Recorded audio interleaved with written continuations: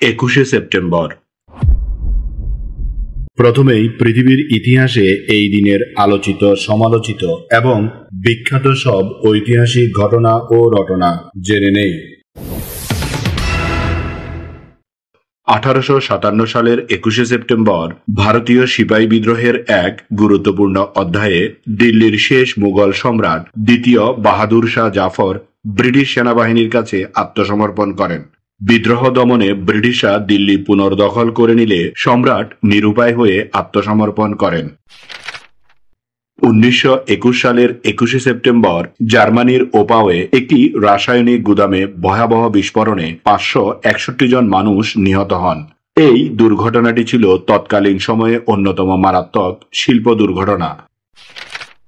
1949 সালের 21শে সেপ্টেম্বর পশ্চিম জার্মানি বা federal Republic of জার্মানির সূচনা হয়, যা দ্বিতীয় বিশ্বযুদ্ধ পরবর্তী ইউরোপের ভূ রাজনৈতিক পুনর্গঠনের একটি গুরুত্বপূর্ণ অধ্যায়। মিত্রবাহিনীর তত্ত্বাবধানে গঠিত এই নতুন রাষ্ট্র গণতান্ত্রিক শাসন ব্যবস্থা গ্রহণ করে এবং পরবর্তী সময়ে ইউরোপের অন্যতম শক্তিশালী ও স্থিতিশীল অর্থনীতিতে পরিণত হয়।